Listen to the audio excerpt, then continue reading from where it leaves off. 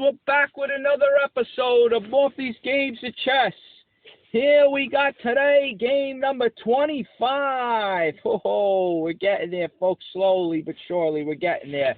All right, game number 25. This is a good one. Not too long. All right, but we got a mistake that blows the whole game. Now, I'm not going to give it away. All right, but this is a good one for beginners to catch and a couple of good points here and there. All right, so let's get into it.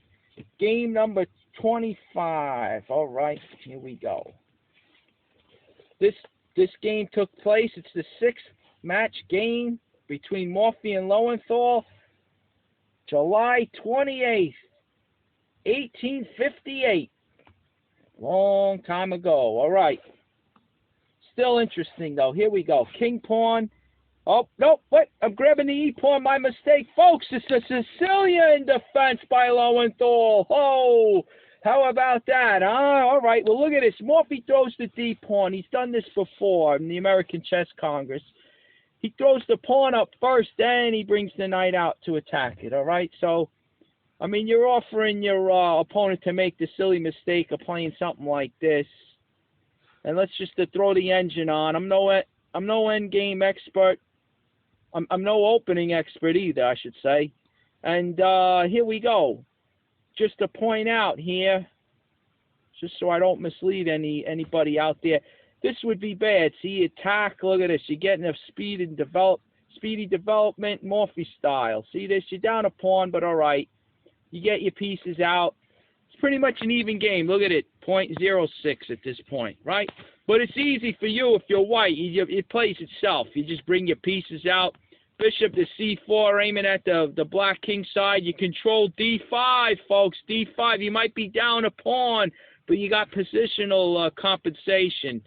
You got that backward d pawn. See this pawn right here? He can't advance. This is a key feature in the Sicilian if you can get it. You know, you try to control d5. You got the knight on c3, the queen on the open file, and you got the bishop now on c4. You're going to castle short. You bring your rooks to the D and C files. Queen bishop comes out. I mean, you know, it plays itself, like we said. All right. So, I mean, you know, that's, I guess, maybe a little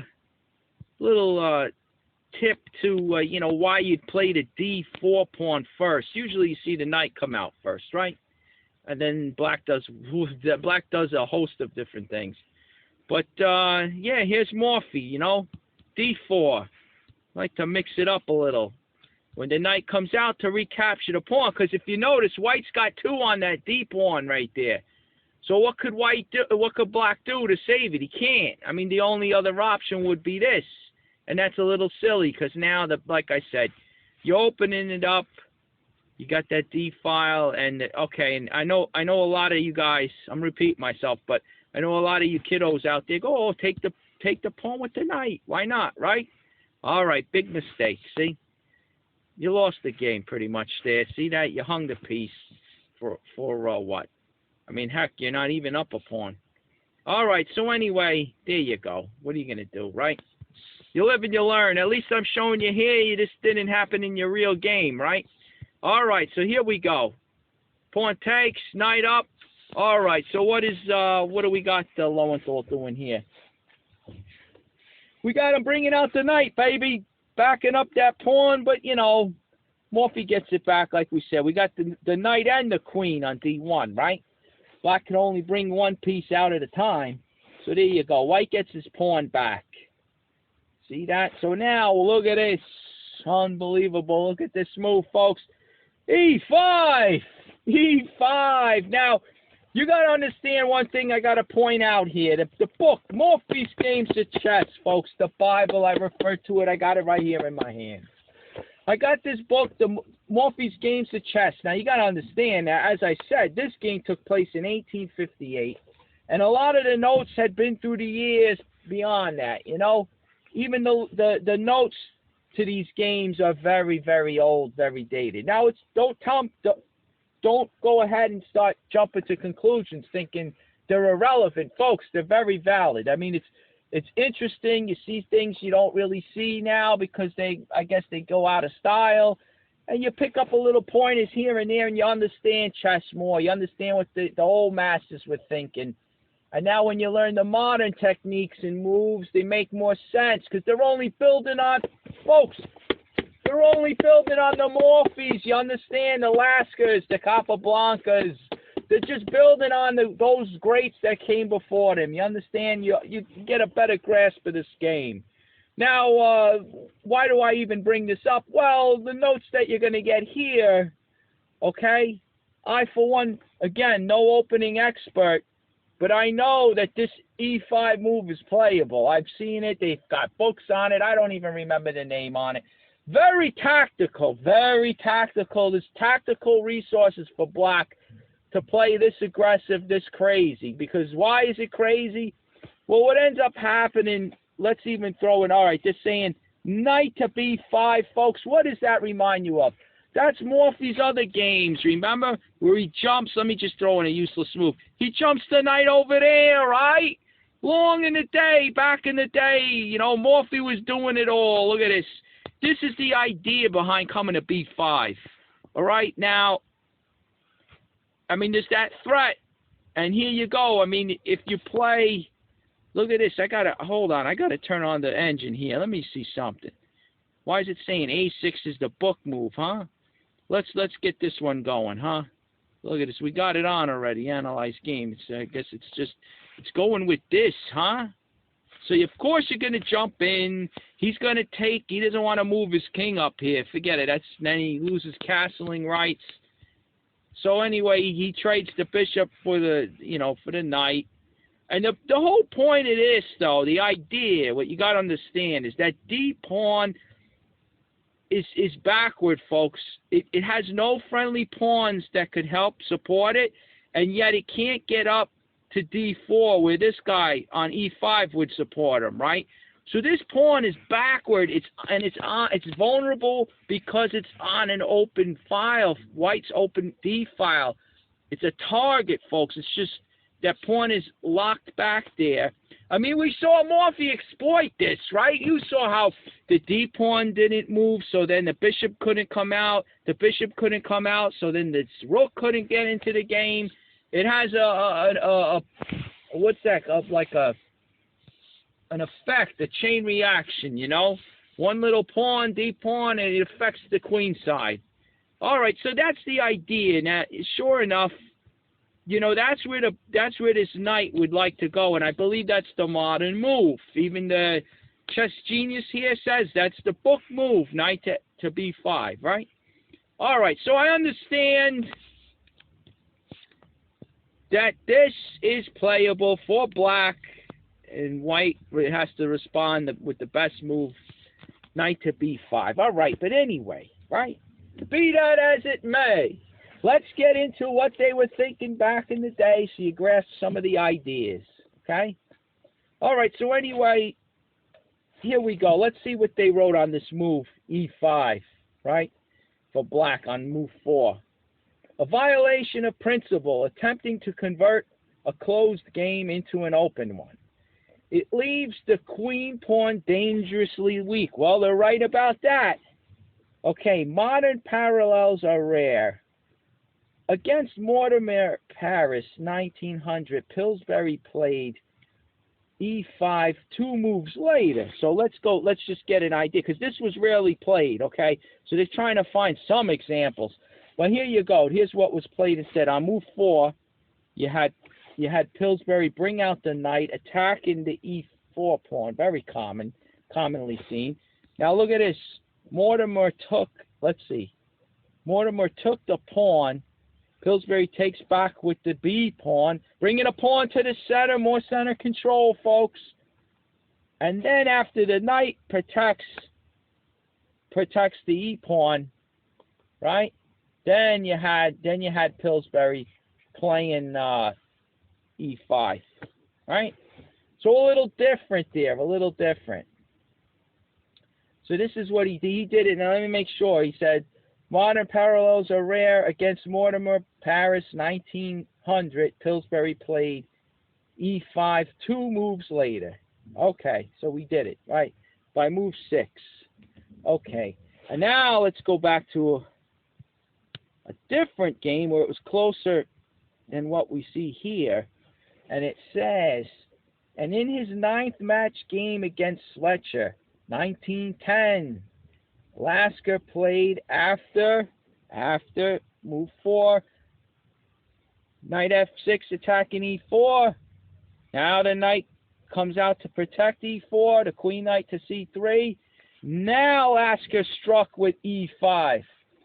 It says, when Hoffer called the move a concession to the old school, a still closer parallel is quoted below. Now, all right, let's go with the way the book is constructed here. Let's just go back, okay? Remember this game, Fletcher, Lasker. Lasker had the black pieces. Watch this now. Here we go. So we get this. We got the, not the knight coming out like in this Morphy game. We got e5, right? And here we go. Boom! Morphy takes the knight on c6. Now, again, from what being in the, you know, the modern age here, I've heard plenty of times the white knight when it comes to d4 after recapturing, right? In the white playing against the Sicilian, most everybody will tell you don't trade your knight on d4 that's in the center. Don't trade it for the knight on c6. Can't even get it out. It's usually a no-no. Okay, everywhere I've heard, it's a no-no. You give black to take with the pawn, the b pawn, and now he brings more control to the center. I mean, you know, now you got a c pawn, a d pawn, an e pawn, and an f pawn.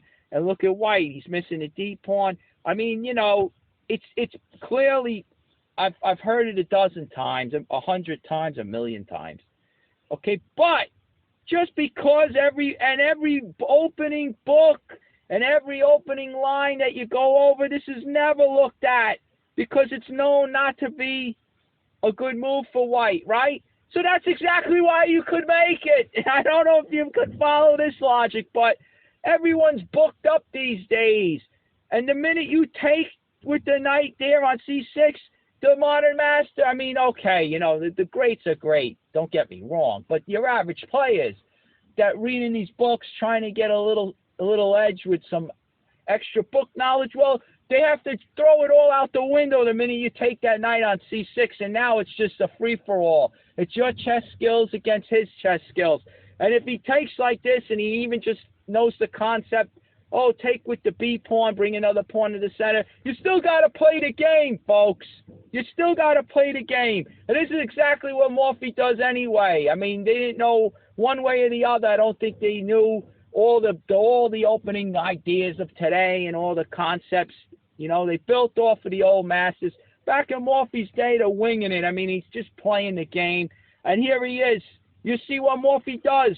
I mean, you could take this game as a model. And then, I mean, use it against your modern opponents. They might think you're a fool to take on c6.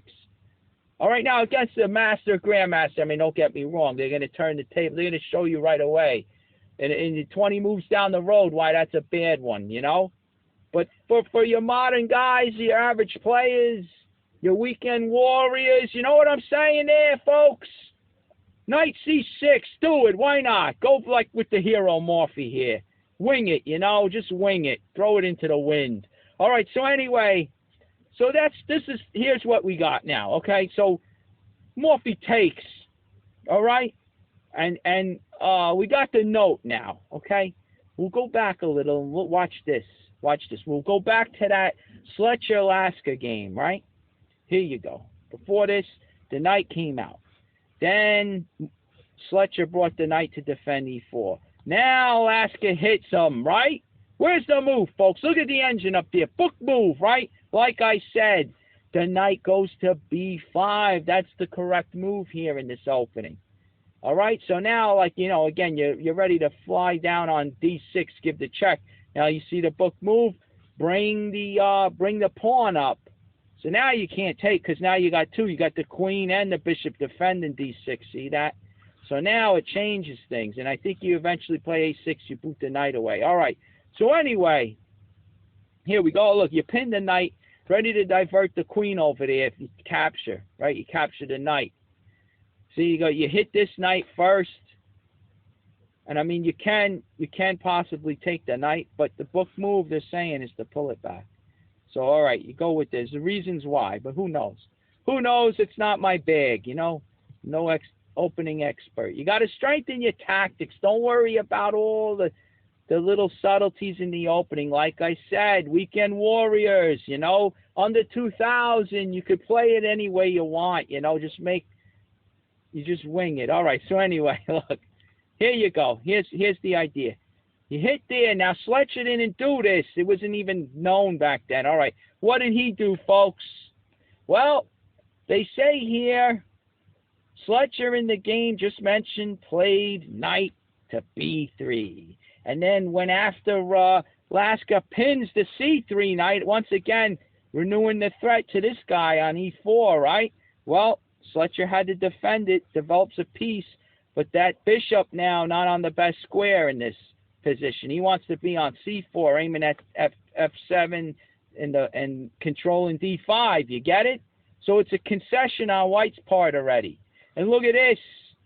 There goes d5. He gets it in, right? Because they're now only the knight's on it.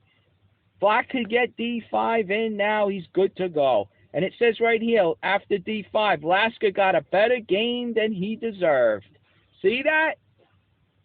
And it goes to show you, folks, tactically, look, if you're an average player, if you're under 2,000, you're a weekend warrior. I'm going to repeat it.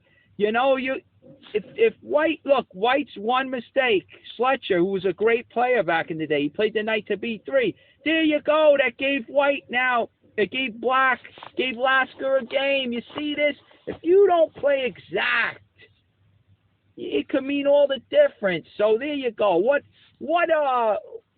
player under 2,000 is going to play the opening 18 moves deep? Going to play it book move, know it perfect, right? And then be able to parrot Kasparov. You know what I mean? It doesn't happen, folks. And if he even reaches that 21st move, he doesn't know how to handle the end game positions. He doesn't know how to handle even the middle game from it. You know what I'm saying? Come on. Openings are a drag. Don't even get there yet until you get up into the higher ranks. Okay? Until you're over. When you reach near master strength, all right? That's when you start studying openings. So anyway, all right, enough of this. It's just a couple of key points. Let's get to it, right? The game itself. Here goes Lowenthal. Morphy snatches that c6 knight. Oh my God, he lost, right? Is he checkmated yet in a couple of moves? I don't think so. All right, B pawn recaptures on c6. Now, where do you think Morphy develops this guy, huh? We were touching on it. Where do you think he puts him? Of course, he brings him right to c4. Control at d5 square. You see the difference? You don't want to bring him here. You're blocking his own pawns, blocking his scope. Plus, you're controlling. This is positional ideas, opening ideas, folks. Look, you're controlling d5, a key concept when White plays against the Sicilian. All right, so anyway, look, the knight comes out attacking e4. Whoop-de-doo, big deal. All right, now look at this. Watch this. Lowenthal himself says he ought to have played bishop, get this, to a6, trying to get rid of that guy, that bishop, very key player in this battle, the bishop on c4. And it says here, and if he trades, then you bring the queen out. See that? You bring the queen out, and then you win this guy back, and you see you're controlling the diagonal now. Now White can't even castle yet through here. You see that? So all right, that's what Lowenthal mentioned. Okay, now White doesn't even have to take here. He doesn't have to take. It looks like that's what the engine's saying. He should take. What about queen? Maybe. Well, if he plays queen e2, he's kind of surrendering d5, right? If he brings the queen over here, he surrenders d5. But I don't know. Maybe it is. Maybe it's playable. All right. So anyway, because now with the engine, now I'm not giving it much time. But with something like this, where he just decides to trade, I guess because the bishop's hanging on a6 now, right? So he trades. You bring the queen out. See, he's developed the queen now. Still controlling d5. And you bring the knight to c3. I mean, look at the engine over here. Look at this, folks. Look at this. 0.09. I mean, it's even Steven, right? All right. So anyway, after bishop c4, Lowenthal played the knight to f6. Standard move for the knight, standard place, right? f6 square, attacking e4. Now look at this. Morphy castles. He says, the hell with the e-pawn. Look at this. All right, so here we go. A game Allies in consultation versus Lasker at Moscow some years ago. Continued instead of castles. Look at this. Queen to e2, right?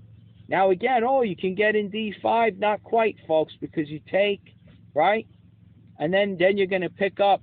All right, they're saying knight takes here. Well, now you're going to take the e-pawn. See that? So you kind of indirectly stop in d5. You win a pawn right there.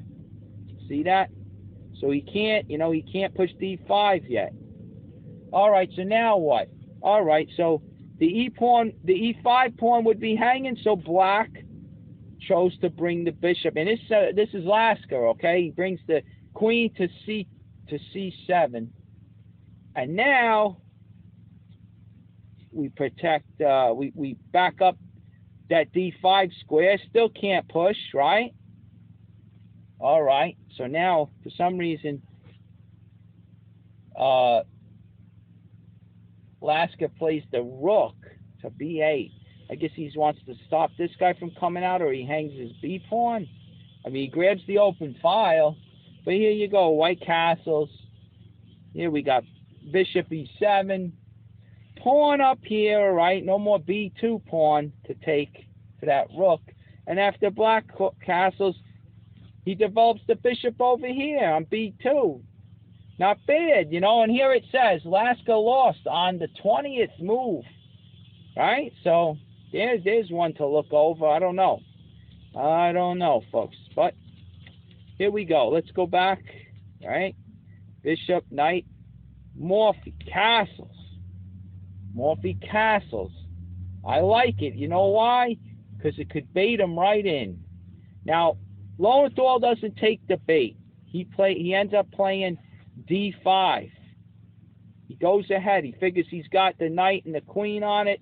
He could support d5. He could get it in. But that's a mistake. Now watch this. Watch this. There you go, right here. The biggest notes. This has some of the biggest notes I've seen yet. Look at this. The best move appears to be bishop e7. This is the first note. All right, and aside from that, now let's get into the nitty-gritty. All right, knight takes, right? All right, the rook comes over, attacking the knight. Now, if the knight moves, you take e5, right, with check. All right, but get this. They give d5, supporting that knight. Okay. So now, can you believe this one, folks? How about rook takes? Rook takes. Because if pawn takes, they give a question mark. Bishop takes pawn. Look at this. You're going to win the queen. If he takes the bishop, queen takes queen. Game over. Game over. Right? So he can't take the bishop. He comes up. Well, now you get the other guy coming in. We've seen it before, folks. Similar trap, right? Those two bishops, I'll tell you, these reoccurring themes. There you go, see? And you come down and you grab the queen all the same. All right, so you can't take the rook. You can't take that rook. How about that? Did you see that one coming? All right, but now get this. It says, but Steinitz in ICM, which actually stands for, let me pull out the notes, which stands for International Chess Magazine, New York, 1885 to 1891. Okay? He did an article in that. I guess he gave a line. Steinitz, the first official world champion, he attempts to show that Morphy was wrong in offering And Lowenthal wrong in not accepting the king pawn. In place of pawn takes rook, which obviously loses, right? He gives pawn up to f6. Okay, now he's threatening to take that rook, because now if the bishop would check, let's just do something stupid, right? All right, he takes here. Now you try the whole thingamajig again, right? Look, he doesn't take it. Now where's that bishop check, right? The F pawn survives, and it's on f6, blocking the bishop check on g5, the dark square bishop. All right, so it doesn't work. That's the threat, right? So after the ninth move, f6, Steinitz goes on to continues with bishop takes pawn. Pawn takes bishop, and white would pull the rook back when he claims for black a much superior game. All right, well, black has more center control. He's got the bishop here. I guess he's got a point, right? But there's one thing. It says here, but he fails altogether to notice the move. Rook to king 1, which puts quite a different complexion on affairs. It says again, I'll read it, but he fails altogether to notice the move. Rook to e1 on white's 10th move. Okay? Last time we had this. Okay? He gives up the bishop for a pawn, and then he pulls back. That's what we just talked about. But look, he could do this instead. After f6, pull the rook back. Okay? Pull the rook back, which puts quite a different complexion on affairs. Here, black must reply. Pawn takes bishop, right? Else he's down a piece. Whereupon the continuation is queen check to h5, right? Now, if the king, get this, you gotta play. You only got two options. If you play, you gotta play this. If you do the other, right? If you do this, it's obvious. Okay, that's a third option, but that's obvious. You'll lose the queen, right? You get skewered with the rook check on the open d file. All right, so if he comes here, a little less subtle, but look at this. You sack the rook. Now when he takes, look at this, the bishop coming in, that same theme, folks. The same theme. King moves, and you gobble up that queen. All right, king takes. All right, you gobble a pawn over here maybe. Now we're moving quick, but as you can see, white's got the edge. The black king's exposed. And let's see, let's do the material. Right, I mean, the queen, you got the queen for rook and bishop. But, the king's exposed, and the pawns, folks. Look at the pawn. What white's up a pawn, plus the queen side pawns for black are all isolated, busted up. Right? So that's the reason why he can't play king up. He's got to play this move, right? All right. So after g6, now we got queen over here to f3, hitting the attacking c6, threatening the fork of the king and rook. All right, but anyway, you're winning the c pawn. Maybe you then recapture. You capture this guy after the check. All right, but they give, black's got the move. They give this bishop to b7. Then the knight comes here, attacking c4, right? And they leave it at that, right? What could black do at this point? All right, it's a game, but black is busted up. He's busted up on the queen side, and let's look at it this way too. They give this move now. They give queen protecting c6, queen to d6. Now the knight comes up, threatening to take on c4 with a tempo on the queen. All right, the queen goes over here, right? And get a load of this one. The knight takes anyway, huh? The knight takes anyway. If he takes here, now look at this. Queen takes on f6, attacking the rook. What do you do, folks? Rook, there's two threats. Rook on h8 is attacked. And when you move to save him, you got this guy with a check. I mean, it's very dangerous here. Look at this. Now they're saying, look at this, setting up. Let's see, wait, do you have to check first, maybe? No, you can't.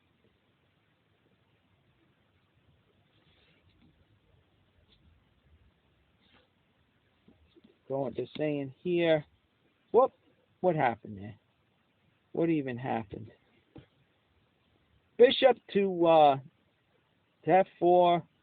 I mean, just look at the engine. I mean, you're ready to swing the other rook in the attack. The king's exposed on the open files in the center of the board. I mean, this is ugly. Look at the engine. Negative 14.5 pawns. All right, negative 11. They must have found a better move. Look, the better move is to walk right into the discovery. How about that, huh? Right into the discovery. Look at this. You just win the queen, folks. You just win the queen. That's where you get that 11 pawn advantage, right? All right, anyway, it goes from bad to worse, you know? All right, so look. It goes from bad to worse. Now, there was another option, too. Let's see. Oh, you can bring the bishop out to protect c4, I believe, right? All right, they give this. They give bishop, queen bishop over here on a6.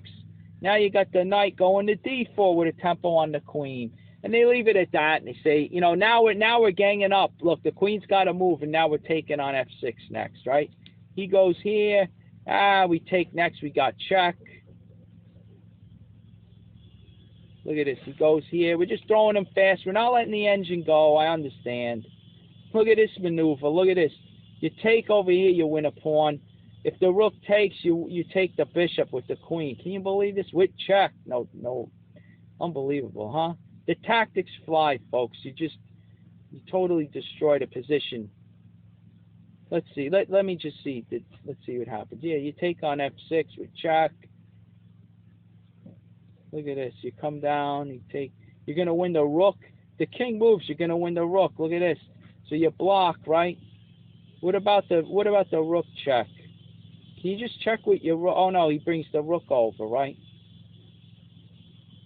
So what do? We check this way. So you wouldn't want to trade down. Just think of this. Who's under the gun, folks? The black king, right?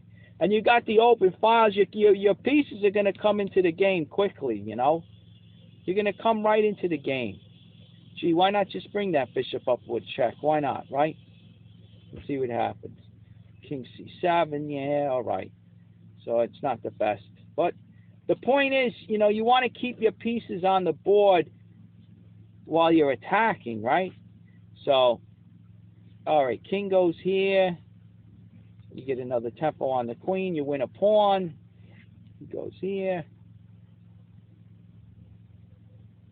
All right, so even trading at this point. Look at this. You're trading down. All right, rook wants to take. Fine. Look, you could even go further into an end game, maybe. There's bishops of opposite color, though, but, you know, white's got how many pawns is he up? Look at the black pawns. Not one could protect one. They're all isolated. They can't protect one another. Look at this. They're all targets. You understand? They're all targets. So anyway, I mean, white's winning that one. But there you go. That's that line, okay? So it goes all the way through that. And it says, therefore, right? I told you it was long notes. Therefore, Morphy and Lowenthal appear to have been perfectly right about the offer of a pawn. What are we talking about? Right here, folks. Right? Knight comes out, attacking e4. Morphy says, go ahead, take the pawn. I don't believe you can do it. And he castles, ignoring knight takes here. And this is what Steinitz tried to prove, but it's been, you know, it looks like the verdict's in, and Steinitz was wrong on that one. All right, so anyway, here we go. What what did Lowenthal do here? Well, he doesn't take the pawn. He pushes d5, which is understandable. It looks logical. Looks like you can do it. You got control of d5, right? You got the knight, the queen, the c6 pawn. You can do it. Well, watch what happens now. Here we go. We start trading, right? Trading on d5. Okay. So now the check comes in. All right, Lowenthal blocks. Okay, Morphy trades with check. Okay, king takes. Okay, now the rook comes, attacks e5. All right, the bishop comes out and defends. You're developing the piece, right? And you want a castle. All right, makes sense. But here it says pawn up, right? Knight developed to c3, bishop to king, to bishop to e7, and then you give this, right? And they say rook here, right? You got to bring that rook. If white destroys the knight, you lose a defender of e5. So that was indirectly attacking e5. So that's why you can't go ahead and jump the gun and castle. You got to look at everything, folks.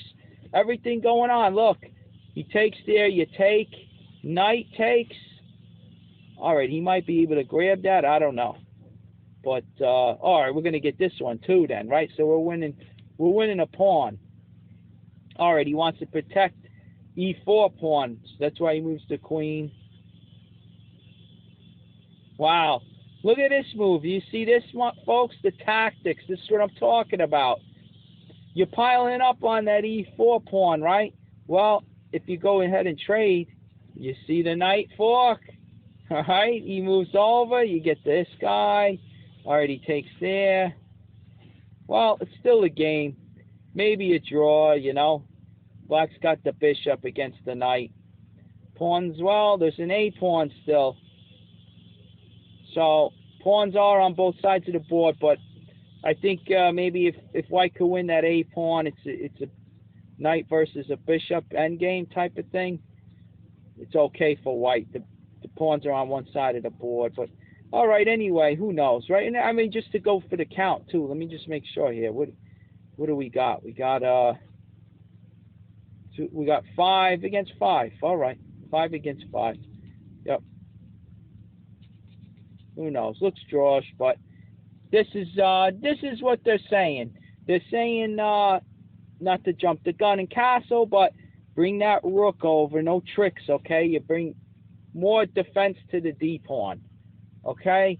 And there you have it, folks. Right there, they just say this is a little better, and these were the notes of Morphy.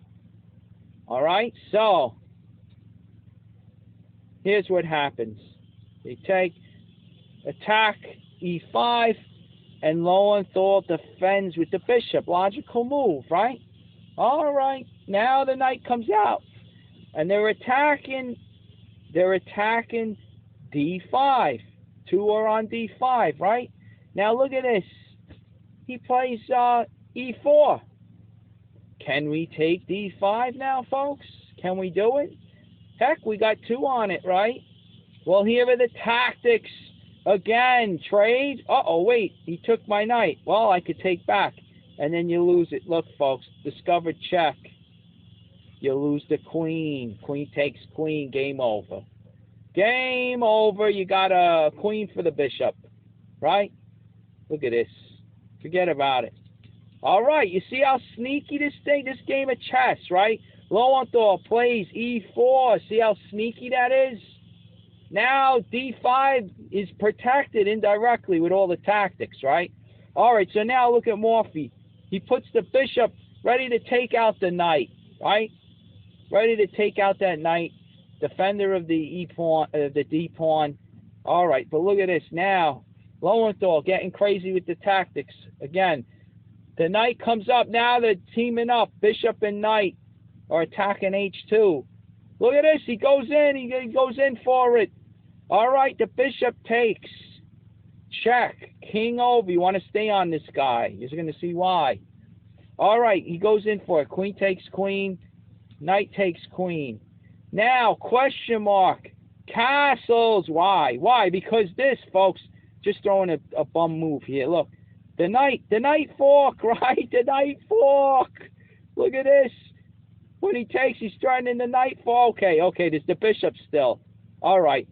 But you know, we're gonna try to look. See how what happens here. Look, just to play a silly move. We're gonna go like this, right? This is pinned, but we're threatening the knight. The knight moves. We capture the bishop with our king. That's why we want the king here and not on f1. We want to be able to threaten to take that bishop. And then once he's gone, yeah, you got the knight ready to leap to c7. See what's going on here on the board? All right, so he jumps the gun and he castles, right, thinking that's safe. Now look how it plays out, though. Look at these tactics. Watch this. Pawn to f3. All right, pawn takes pawn. Pawn takes pawn. He wants to put pressure on the knight. Get out of there, and then I'll take the bishop. All right, so knight to e5.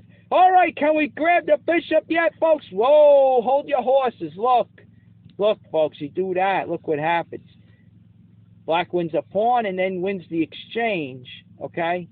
He wins the exchange, and now it's a tough battle. It's one of those games where, you know, Black's got the 2 rooks and 4 pawns against the 2 minor pieces, rook and 3 pawns, right? You got White's got the knight and bishop for one of those rooks, and Black's up a pawn. I mean, forget it. I'd say a draw.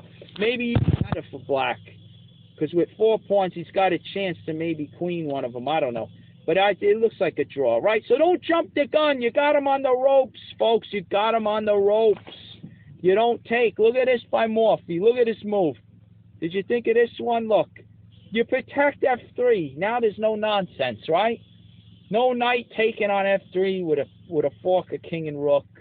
All right, so now, all right, Lowenthal strikes back. He puts pressure on the bishop, right? Now, look at this. Look at this. Now, obviously, you can see this, right? Morphy grabs the bishop while he can.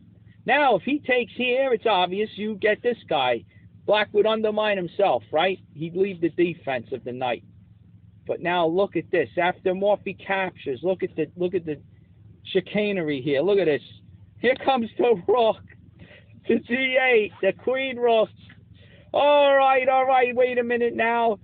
Look at this. This is crazy. Now, what if this is he's attacking my knight now, right? If I move the knight, okay? Look at this, folks. He can move this guy. And now, where does your bishop go? Your bishop is dead. He's toast. You see that? He's toast. You got to look at the subtleties of all these. It's unbelievable, right? Look, you can't go here. The knight covers these 2 squares. Very subtle, very sneaky. But lo and behold, Morphy has an answer, and it doesn't work. This rook to d8 doesn't work, folks. You don't move your knight. Look at this. You hit him hard with rook takes knight. Have him fall off the stoop, right? Fall right off the seat. Holy cow. I could see Lowenthal sweating beads right now, dripping down on the board, right? Whoa, oh my God, what's he going to do? Now, if he takes, right, if he takes this guy, you see what happens? That F-pawn was pinned. He just lost it. He lost that already. He gets this guy. Big deal. Let's cement that knight in. Forget about it. Game over, right? Easy win. You're not, the pawns are even. You're just up a knight, a clear knight, right? All right, so what does he do? All right, it's better to be down the exchange. I mean, heck, no, he's still going to be down the knight after all. Look at this. He's got to take the bishop, folks. He's got to get something, right? So here we go. Now, the king comes up, protecting the f3 pawn. All right, so let's see. What do we do now? Okay. Now Lowenthal protects his g-pawn with h6. All right, launch the pass pawn on the board. Look at this. Pressure, pressure, pressure. c4. Okay. All right. Lowenthal with rook to f7. You know, he doesn't want the enemy to come down on the 7th rank, right? He's trying to protect his 2nd rank there. All right, so now look. Double them rooks up, folks. Double those rooks up. Now he's threatening to exchange the 2 rooks, right? You bring a rook down to e8 check, and you swap rooks off. The more power that leaves the board, all the better for white. He's got the winning position, right? He's got the extra piece. He's got the passed pawn. All right. So now what?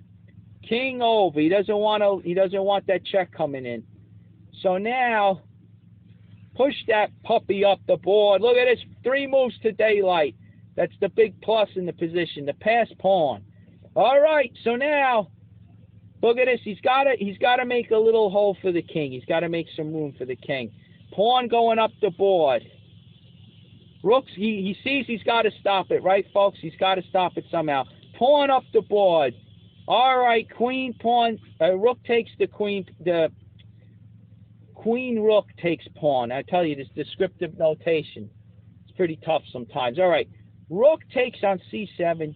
Now you get the check, right? Okay, that's why he pushed the g pawn to make a escape square. All right. Now he takes the rook. Rook takes knight, and there you go. Lowenthal resigns, because there you go. Look, you just do this. Simple as can be, right? You give the check. You're forced to exchange. Take wherever he wants to go. You get this guy. Easy win. Easy peasy, right? So Lowenthal saw it. It was over. After knight right here, I'll show you once again, just to get it accurate. After knight takes, Lowenthal said, "That's it. I've had enough." And he resigned. All right, so pretty cool game. I like this one. I like the way. I mean, it had its mistake, and it was very tactical, blow for blow there. In there, Lowenthal was trying to use some tactics, confuse things, mix it up. Can't blame it. It happens to all of us. We fail to see down the road. It's hard to see 10 moves, 12 moves down the road, right, folks? All right, so there you have it. Morphy triumphant again, and now he's leading the match, I believe. I'll get the record a little straighter. I don't have time right now. We'll get into it in the next game. You got to stay tuned, folks, for more Morphy's Games of Chess. We're going to game number 26, baby. All right, stay tuned.